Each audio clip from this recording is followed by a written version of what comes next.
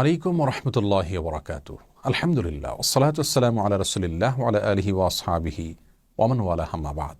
সুপ্রিয় দর্শক শ্রোতা ভাই বোন, আজ আমরা কথা বলবো কোরবানির পশুর সাথে যে সমস্ত অমানবিক আচরণ করা হয়ে থাকে সেগুলো প্রসঙ্গে। শুধু কোরবানির পশুই নয়, সাধারণ অবস্থায় আমরা দেখি পশু পরিবহন করার সময়, পশু বাজারজাত করার সময়, পশু জবাই করার সময়, এমনকি জবাই করার পরপরও পশুর সাথে অমানবিক আচরণ করা হয়।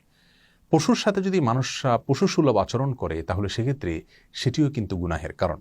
সহিহ মুসলিমের হাদিসে বর্ণিত হয়েছে, রাসূল করিম সাল্লাল্লাহু আলাইহি ওয়াসাল্লাম ইরশাদ করেছেন, ইন্নাল্লাহা কাতাবাল ইহসানা আলা কুল্লি শাই। নিশ্চয়ই আল্লাহ সুবহানাহু ওয়া তাআলা প্রত্যেকটা প্রাণীর প্রতি দয়া করার জন্য তোমাদের জন্য উপরে আবশ্যক করে দিয়েছেন। ফাইদা কাতালতুম ফাহসিনুল কিতলাতা ওয়া ইযা যাবাহতুম ফাহসিনুদ যিবহাতা। অতএব তোমরা যদি কোনো মানুষকে হত্যা করতে হয়, বিচারিকভাবে কারো মৃত্যুদণ্ড হলো অথবা যুদ্ধের ময়দানে কাউকে হত্যা করতে হলো, তখনও তার প্রতি তোমরা অমানবিক আচরণ করবে না। আর যখন কোনো পশু জবাই করতে হবে তাকেও বিনা প্রয়োজনে তোমরা অতিরিক্ত কষ্ট দিবে না, যত কম কষ্ট দিয়ে সম্ভব জবাই করবে। এবং সেজন্য তিনি এই হাদিসের পরবর্তী অংশে বলেছেন, তোমরা ছুরি বা চাকুকে ভালো করে ধার দিয়ে নিবে যাতে করে যথাসম্ভব কম কষ্ট দিয়ে তাকে দ্রুত জবাই করা যায়।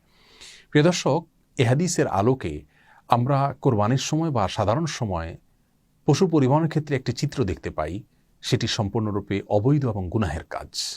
আর সেটি হলো, আমরা জানি যে দেশের প্রত্যন্ত অঞ্চল থেকে অনেক সময় 10, 12, 15, 20, 22 ঘন্টা পর্যন্ত কোনো কোনো ক্ষেত্রে পশুকে ট্রাকে দাঁড় করিয়ে রাখা হয় এবং কোনোভাবে যেন বসতে না পারে সেজন্য দুই পায়ের মাঝখানে বাঁশ বেঁধে দেওয়া হয়, যে পশু বসতে গেলে তার কষ্টের কারণ হবে, পশু বসতে গেলে জায়গা বেশি লেগে যাবে অথবা অন্য পশু আঘাতপ্রাপ্ত হবে বা ব্যবসার দিক থেকে ক্ষতি হবে বা ট্রাকে অল্প জায়গায় বেশি পশু উঠানো যাবে। এই সমস্ত দৃষ্টিকোণ থেকে এই যে একটি অমানবিক আচরণ করা হয়, গরু স্বভাবগতভাবে একটু পরপরই বসতে বা শুইতে অভ্যস্ত, সেই পশুটিকে যদি আপনি 10-20 ঘন্টা পর্যন্ত দাঁড়িয়ে থাকতে বাধ্য করেন, তাহলে সেটি কতটা কষ্টের কারণ তার সেটা বলাই বাহুল্য। আমরা যা দেখি এই সমস্ত পশুগুলোর চোখ থেকে অঝোর ধারায় পানি পড়তে থাকে।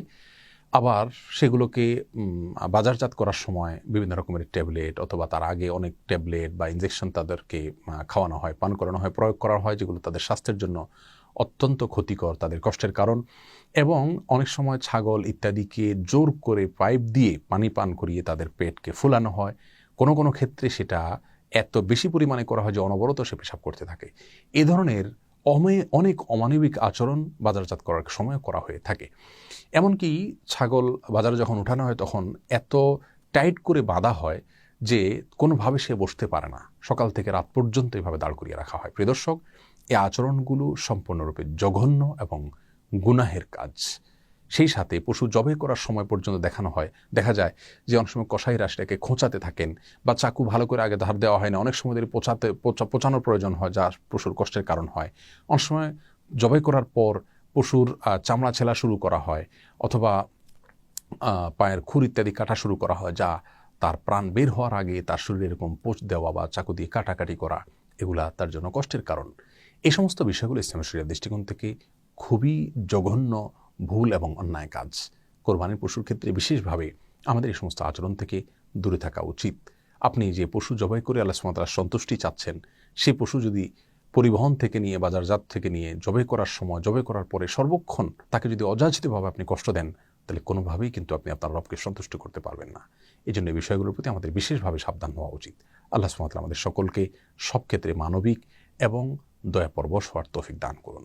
আসসালামু আলাইকুম ওয়া রাহমাতুল্লাহি ওয়া বারাকাতুহু।